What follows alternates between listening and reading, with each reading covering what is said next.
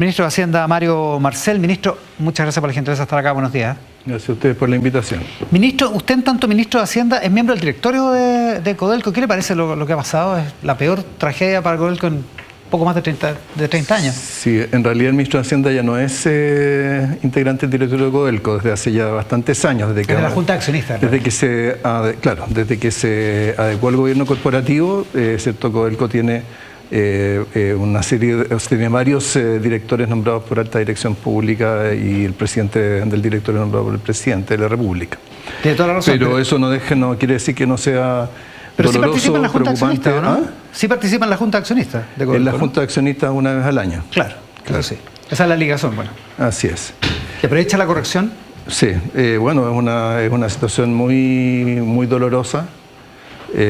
Preocupante porque nuestra minería, ¿cierto? Nuestra industria minera ha sido una industria que ha progresado mucho a lo largo de los años en términos de reducción del riesgo de accidentes, y encontrarse ahora con un accidente con víctimas fatales, por supuesto que es una situación seria. Una mala noticia para Codelco, una tragedia para Codelco, cuando había sido una buena semana. Se había conocido el tema de los aranceles al cobre en Estados Unidos y el hecho de que todo lo que exporta Codelco a Estados Unidos, todo lo que exporta Chile a Estados Unidos, quedaba con arancel cero. Claro, bueno, son por supuesto dos cosas muy diferentes, pero son contrastes de la vida que a veces se producen. Pero claro, tuvimos esta semana que terminó la noticia de que Estados Unidos finalmente no aplica el arancel o la sobretasa de 50% a las importaciones de cobre. Particularmente nos importaba las importaciones de cátodos de cobre desde Chile. Eso quedó con un 0% de arancel. Y no solamente en relación a la sobretasa de 50%, sino que también en relación a lo que en Estados Unidos han llamado aranceles de reciprocidad. Es decir, si se aplicara el 10% al resto de las exportaciones de Chile a Estados Unidos, el cobre estaría con cero. Igual, claro. Y de hecho es interesante porque en estos momentos, con esa combinación y todavía estando pendiente del resultado de la negociación que se llevó a cabo durante la semana pasada, Chile es uno de los países con menor tasa promedio de aranceles para entrar a Estados Unidos en estos momentos en el mundo. Hay solo unos pocos más, Irlanda, algunos países más pequeños que están en una situación parecida, pero todo el resto está de ahí para arriba. Y nosotros, bueno, un equipo, ¿cierto?, de la Cancillería y del Ministerio de Hacienda que estuvo toda la semana pasada en reuniones con los representantes de USTR, del representante de Estados Unidos para Comercio, buscando una serie de acuerdos con el propósito de bajar de ese 10% general con el cual quedamos el 2 de abril. Interesante eso. Yo entiendo que esas conversaciones son confidenciales, digamos, hay un acuerdo recíproco de reserva, pero ¿ese sería el escenario? ¿Que el 10% sería el techo para los aranceles a los productos chilenos? Eso es lo que estamos buscando, pero por supuesto para eso tiene que materializarse los acuerdos. Que sigue ahora en términos de conversaciones telemáticas, esta semana que empieza, ¿no? Durante esta semana vamos a quedaron algunos puntos relativamente menores pendientes que se van a estar cerrando durante esta semana, y ojalá que esta semana ya tengamos una resolución definitiva. Así como el cobre queda fuera, Brasil le impuso, Washington le impuso 50% de aranceles, pero dejó afuera varias cosas, digamos, el jugo de naranja, las exportaciones de Embraer, otras cosas, fuera con un arancel distinto, incluso en algunos casos cero. ¿Podría ser el caso de que hubiera más productos, aparte del cobre, que quedaran con cero arancel, como están en el Tratado de Libre Comercio con Estados Unidos? Es una posibilidad porque ha estado ocurriendo en varios acuerdos más. En el acuerdo con la Unión Europea hay varios productos que se exceptúan del arancel de 15%, es decir, que quedan con cero, entre los cuales hay materias primas, por ejemplo. Entonces, es una posibilidad, pero digamos, no podemos asegurarla hasta que se cierre todo este proceso. ¿Qué horizonte maneja usted como para que ese proceso se cierre? Bueno, yo esperaría noticias dentro de los próximos 15 días. Ya, como para que estemos claros, digamos. Sí, así es. Porque hay preocupaciones, los exportadores, algunos exportadores decían, le criticaban que usted había dicho que era una buena noticia, o que el canciller había dicho que era una buena noticia, si esto quedaba en 10, y que consideran que no, porque teníamos cero con el Tratado de Libre Comercio. ¿Usted llamaría a la calma en ese sentido? O sea, nosotros no hemos dejado de buscar, acercarnos o volver a nuestro TLC. No está resignado el gobierno. El gobierno no está resignado, las negociaciones se han llevado a cabo de manera, yo diría, bastante positiva, pero por supuesto la parte del lado de Estados Unidos todavía tenemos que confirmarla, tenemos que saber exactamente cómo ellos quisieran cerrar esta negociación. Ya, vamos a ver qué pasa en los próximos 15 días, como dice usted, ministro. Ya, vamos a las malas noticias. Uno, lo que informó el Instituto Nacional de Estadística respecto del empleo. ¿Cuál es el problema del empleo en Chile, en su opinión? Bueno, para hacer una transición un poco más gradual, acordémonos que también tuvimos IMASEC el viernes. Vamos a ir a eso también. Tuvimos un IMASEC bastante positivo. Bastante positivo, pero por debajo de lo que esperaba el mercado. Sí, y la diferencia estuvo básicamente en la producción minera, que tuvo una caída en el mes de junio en particular por una explotación importante durante ese mes, pero por lo que hemos contratado eso fue de carácter transitorio y probablemente se recupere ya al mes siguiente. Ya, pero, o sea, igual usted considera que es buena la cifra de IMASEC de junio. Bueno, sobre todo porque el IMASEC no minero, que da cuenta del 90% de la actividad económica del país, creció 4,8%. Sacando la minería es 4,8%. Eso 4,8%, claro, harto halagüeña. Con sectores que crecieron más de 8%. Manufactura creció 8,3%, me parece. Comercio creció 8,5%. Servicios creció más de 4%. Otros bienes, entre los cuales está construcción, creció 2,5%. Entonces son cifras bien positivas. De hecho, nosotros el cálculo que hicimos es que si uno toma los 12 meses terminados en junio, comparado con los 12 meses terminados en junio del 2024, estamos en un 2,8% de crecimiento. Entonces ya no es el 0,2, ya no es el 1,8, ya no es el 2, ya estamos acercándonos al 3. Y eso por supuesto que es una buena noticia. De hecho fue 3% el crecimiento del trimestre. Del segundo trimestre. Del segundo trimestre. ¿Se podrá mantener, porque hay que esperar las cuentas nacionales? ¿Se podrá mantener ese ritmo los 6 meses que quedan? Bueno, yo diría por lo menos el trimestre que sigue debería ser también positivo. El último va a tener una base de comparación un poco más alta, así que ahí ya veremos, pero esto lo que nos asegura es que nos vamos, estamos bastante bien encaminados al 2,5% de crecimiento que teníamos como Ministerio de Hacienda para este año. Está más firme esa cifra, en su opinión. Sí, pues, y que los otros analistas, organismos internacionales poco a poco se van acercando a esa cifra. Entonces, ya no se ponga a pelear con los no se ponga a pelear con los otros analistas. No, yo valoro que se vaya actualizando la cifra. Ya, eso ahora esto tiene que ver con el tema de empleo, ¿cierto? Porque para crear empleos hay que crecer. Es que esa era la pregunta. El problema del empleo es un problema con las reformas, que se le echa la culpa a las 40 horas, a la reforma de pensiones, en fin. ¿Es un problema de la gestión de la ex ministra del Trabajo, que ahora es candidata, Janet Jara, o es un problema de crecimiento? Mire, en el tema del mercado del trabajo, yo he venido aquí varias veces, he hablado varias veces del mercado del trabajo, y hay que entender que el mercado del trabajo ha tenido cambios estructurales muy importantes durante los últimos años, ¿no? Parte importante de ellos tienen que ver con el lado de la oferta de trabajo, ¿no? De hecho, hoy día la tasa de participación de los jóvenes o de los mayores de 60 años es más baja y no se ha recuperado, no ha recuperado los niveles previos a la pandemia. ¿Esto por qué tiene que ver con la creación de empleo y la tasa de desocupación? Porque esos trabajadores o esas personas tradicionalmente tendían a ocuparse más en empleos informales. ¿Ya?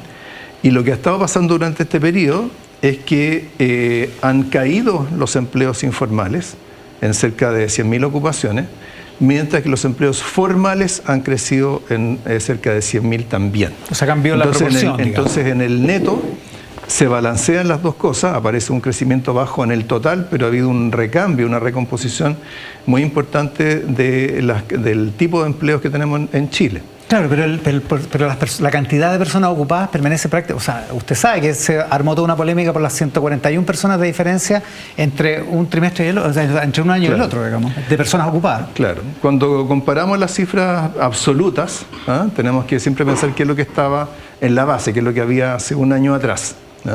Y hace un año atrás estaba en pleno desarrollo el censo. ¿Y qué tiene que ver con esto? Que el censo ocupó 25.000 personas. ¿Ya? Y de hecho, si usted mira la encuesta de empleo, aparece una caída del empleo público. en 12 meses. Después de que durante tanto tiempo esta encuesta de línea, claro, discutíamos que se crearan mucho más empleos públicos y privados. Bueno, ahora cayó 7,5% respecto de 12 meses atrás. Y eso porque refleja, dejaron de estar empleadas esas personas. Entonces, si descontamos eso, ya la variación no es cero, es más o menos algo más de 25.000, que de todas maneras está por debajo de lo que deberíamos estar creando como economía, porque para una economía que crece 2,5, deberíamos estar creando el orden de los 100.000, 120.000 empleos al año. Entonces, ¿qué es lo que deberíamos esperar para los próximos meses? Deberíamos ver cifras más positivas de creación de empleo, va a desaparecer el tema del censo de la base, la economía está ganando velocidad. Además pasamos el invierno, vamos a pasar una mejor temporada. Claro, así es. Y además, espero yo que a raíz de la preocupación que hay por el tema de la creación de empleos, el Congreso pueda aprobar rápido un proyecto que se presentó ya hace algunas semanas atrás, que es para unificar los subsidios a la contratación, ¿no? Porque nosotros teníamos 6 subsidios distintos, ¿no? Gastábamos más de 100 millones de dólares en esos subsidios. Claro, y todo esto se juntan en un solo subsidio. Exactamente. ¿No? Entonces eso debería ayudar bastante. Eso debería ayudar. Pero dicho eso, nuestra creación casi nula de empleo o escasa de empleo, ¿es un problema de la nueva realidad que regula el mercado del trabajo en Chile? ¿Es un problema de que no estamos creciendo lo suficiente? ¿A qué lo atribuye usted? Hay factores que son más estructurales, que tienen que ver con este cambio en la participación laboral de los más jóvenes y de los más viejos, que tiene que ver con la evolución de la población en edad de trabajar, o la población entre 25 y 55 años. Y hay otros factores que son más coyunturales, que tienen que ver con cómo va respondiendo el empleo de manera rezagada a la actividad económica. Entonces, por eso creo que esos factores más coyunturales vamos a ir viendo que desaparecen en los próximos meses, y va a quedar todavía, ¿cierto?, ese fenómeno más estructural, pero que tiene que ver con algo que no es malo en sí mismo. Por supuesto que se formalice el empleo en Chile, por supuesto que es algo positivo. O sea, mirando el vaso medio lleno, claro, por supuesto, pero desde el punto de vista de que tenemos 9.300.000 personas ocupadas y son más o menos las mismas que hace 15 años, eso no está correcto. O sea, por eso David Bravo habla de una emergencia desde el punto de vista del empleo. Sí, David Bravo siempre lo que ha hecho es comparar con la situación previa a la pandemia, en términos de la tasa de ocupación. Pero ahí es donde se da este fenómeno de la menor participación laboral de los más jóvenes y los más viejos. Pero tenemos que tener claro, sobre todo cuando miramos números absolutos, que hoy día la población entre 25 y 60 años no está creciendo al ritmo que crecía hace 10 años atrás. Y por lo tanto eso va a afectar todas las cifras absolutas de generación de empleo. En términos de números absolutos es más difícil crecer. Por lo tanto, lo importante es la proporción. Claro. Y en ese caso, ¿cómo aparecen los números? Bueno, en ese caso lo que tenemos que hacer es consolidar un crecimiento de la economía mayor al histórico. Tenemos que hacer más efectivos nuestros incentivos a la contratación, y tenemos que hacer inversión en productividad para que las personas puedan adquirir las competencias que hoy día están requiriendo del mercado del trabajo. ¿Cuáles son los incentivos a la contratación? ¿Se refiere al proyecto de subsidio? Sí, claro. ¿O hay otros incentivos posibles? A eso me refiero. Ah, ya. A eso me refiero, sí. Y desde el punto de vista del crecimiento, ¿hay algo que podría hacer? ¿Hay algo que le quedara a usted como ministro de Hacienda por hacer? Sí, hay, por supuesto, hay hartas cosas que hacer, ¿no? Pero en lo más inmediato, uno de los sectores que está rezagado y que al mismo tiempo incide mucho sobre el empleo es el sector de la construcción. Como sabemos, este es un sector que fue muy golpeado desde el estallido, durante toda la crisis, y después por las restricciones de carácter financiero. Bueno, por eso es que hace algún tiempo se propuso y finalmente se aprobó esta ley que establece un subsidio a la tasa hipotecaria. Exacto. Y una garantía, ¿cierto?, al crédito hipotecario, que respecto a la cual ya se hizo una licitación. Se ofreció tasas menores a las de mercado en cerca de 100 puntos base, o sea, un punto porcentual menos, lo cual significa bajar entre 80 y 100 mil pesos un dividendo para una vivienda de 4.000 UF, y la demanda ha subido sustancialmente. Ya, o sea, eso ha generado efecto.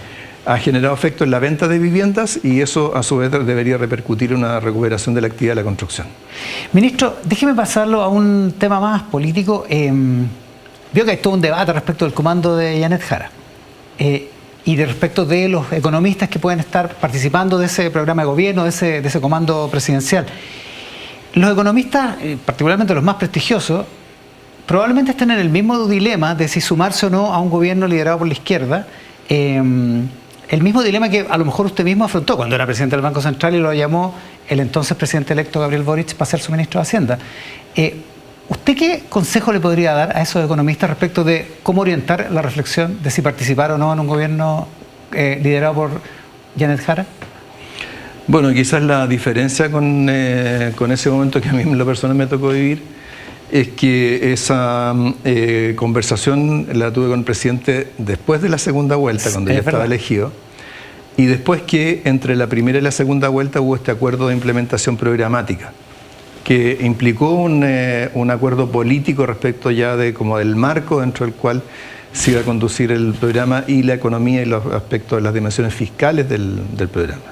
¿Eso hacía más fácil Eso hacía más fácil y por supuesto también la convicción que tenía el presidente en términos de hacia dónde cómo quería que se condujera la economía.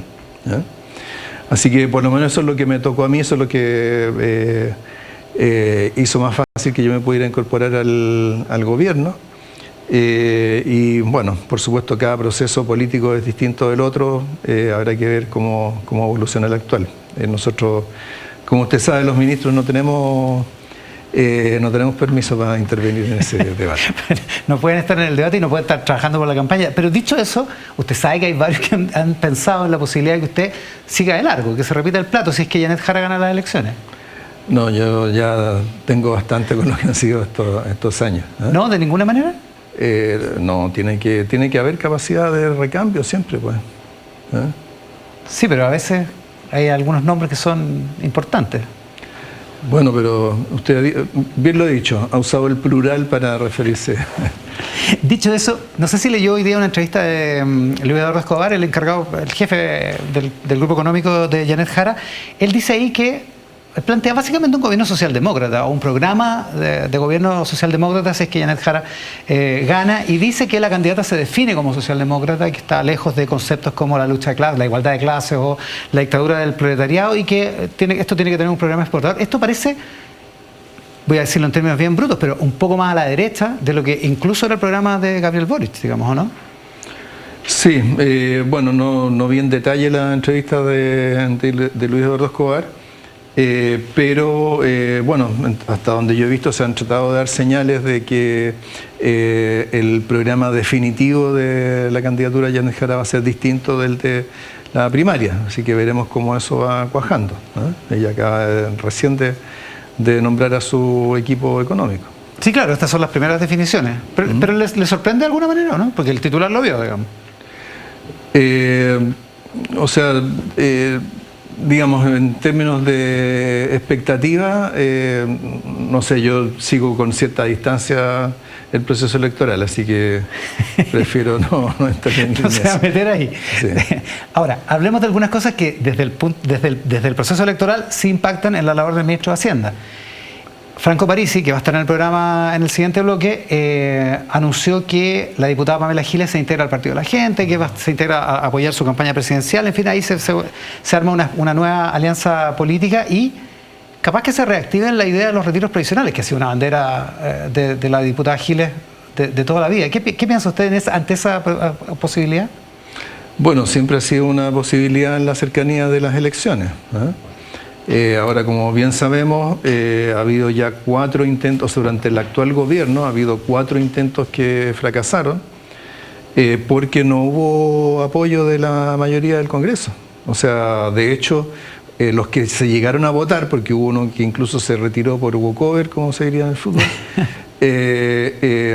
los que se llegaron a votar incluso tuvieron una mayoría absoluta en contra No es que no se alcanzara el quórum constitucional por ser una reforma constitucional, sino que hubo una mayoría absoluta en contra. Lo rechazó, claro. Y eso porque los parlamentarios, dentro de todo lo revuelta que puede ser la política, se dan cuenta de que los riesgos y los costos para el país son muy grandes. ¿Usted espera que ese consenso parlamentario se mantenga a pesar de la cercanía de las elecciones? Esperaría que sí. O sea, ¿cuál sería la razón para que ahora, cierto, se aprobara algo que se rechazó en momentos en que la economía estaba más débil, donde todavía no había reforma previsional? Ahora ya se aprobó la reforma previsional, muchos parlamentarios, cierto, dijeron que votaban a favor de los retiros porque no había cambio en el sistema. Ahora sí los hay, están todos en marcha, y la situación económica está mejor. Entonces, ¿cuál sería la razón para, en este contexto, votar a favor de un retiro? Ministro, muchas gracias por la gentileza de estar acá. Muchas gracias a usted. Con el ministro de Hacienda, Mario Marcel, esta mañana aquí en Mesa.